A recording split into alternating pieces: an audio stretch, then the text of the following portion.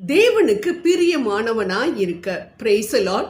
நீ மிகவும் பிரியமானவன். அதலால் நீ வேண்டிக் கொள்ள ஆரம்பித்த உடனேயே உனக்கு கட்டளை பிறப்பிக்கப்பட்டது, உனது வேண்டுதல் கேட்கப்பட்டது. அதை நான் அறிவிக்க உன்னிடம் வந்தேன் என்று கபிரியேல் வானதூதர் தானியேலிடம் சொன்னதாக நாம் தானியேல் 9:23 வாசிக்கின்றோம். ஆம், பிரியமானவன் என்று அழைக்கப்படுவதற்கு தானியேல் செய்த காரியம்தான் என்ன? அவரது ஜெபம் நம்மை போலதான். நாம் நினைக்கின்றோம் நம்மை போல அவர் ஜெபம் செய்திருப்பார். பின் ஏன் அவரது ஜெபம் மட்டும் ஜெபத்தை ஆரம்பித்த உடனேயே கேட்கப்பட்டது? ஆனால் நாம் அநேக மாதங்கள், அநேக வருடங்கள் சில காரியங்களுக்காக ஜெபித்து கொண்டே இருக்கின்றோம். ஆனால் நமது ஜெபம் ஏன் கேட்கப்பட மாட்டேன் என்கிறது என்று நாம் என்றாவது ஒரு நாள் நாம் ஆராய்ந்து பார்த்திருக்கின்றோமா விவிலியத்தின் அடிப்படையில்?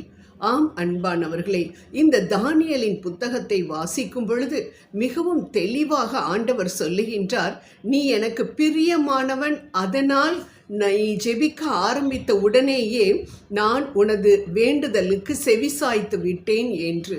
அப்படி என்ன அந்த ஜெபத்தில் இருந்தது என்றால், அதில் பாவ அறிக்கை இருந்தது.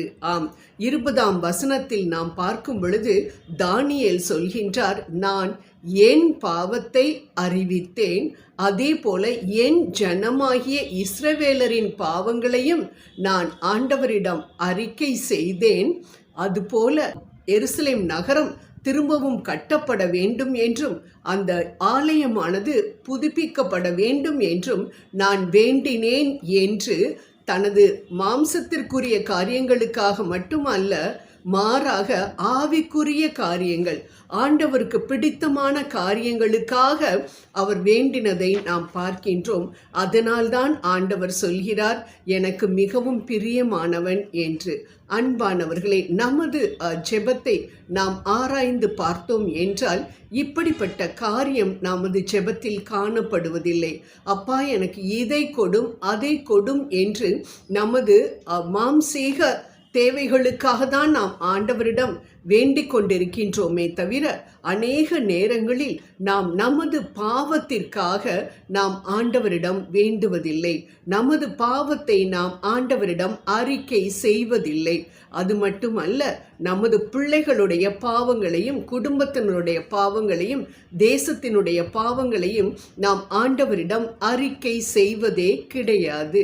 அதுவும் மேலும் அநேக பெற்றோர்கள் சொல்லக்கூடிய காரியம், என்ன செஞ்சிட்டான் என் பையன், இந்த வயசுல மற்ற பையங்க செய்யாத காரியத்தை என் பையன் தப்பு செஞ்சிட்டான், அது ஒன்றும் இல்லையே, அதெல்லாம் ஒன்றும் தப்பே கிடையாது என்று சொல்லி தனது மகன் அல்லது மகளுடைய தவறுகளுக்கு நியாயம் கற்பித்து கொள்ளக்கூடிய பெற்றோர்களும் அநேகர் உண்டு அன்பானவர்களே.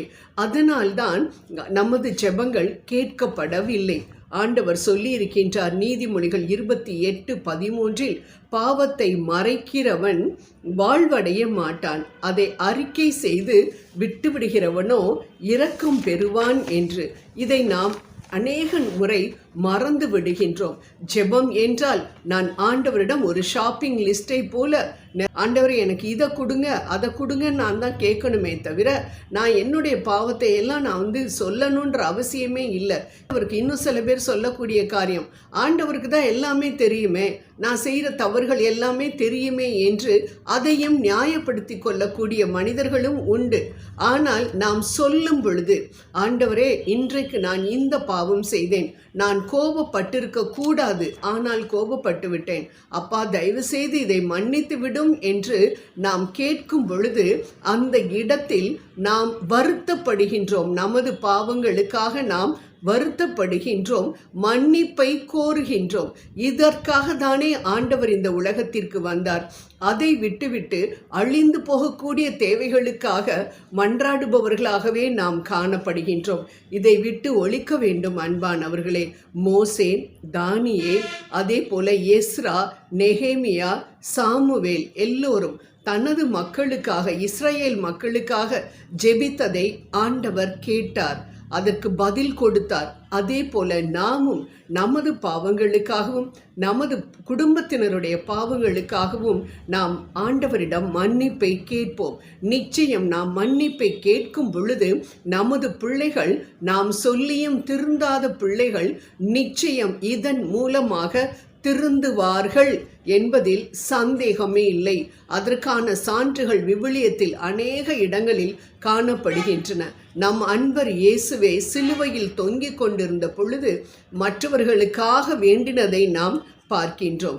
ஆம் அன்பானவர்களே, நாமும் கூட வேண்டுவோம். நமது பாவங்களுக்காகவும் நமது குடும்பத்தினருடைய பாவங்களுக்காகவும் நாம் மன்னிப்பை கோருவோம். நிச்சயம் வெற்றி பெறுவோம். ஜெபம் செய்வோம்.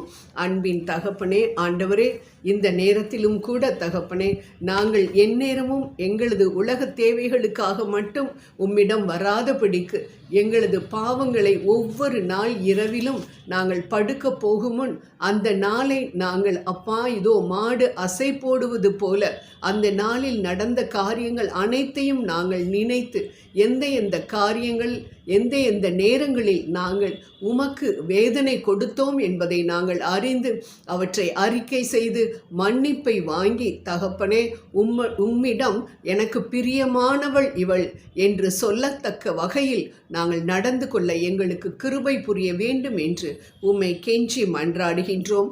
ஆமேன், ஆமேன், ஆமேன்.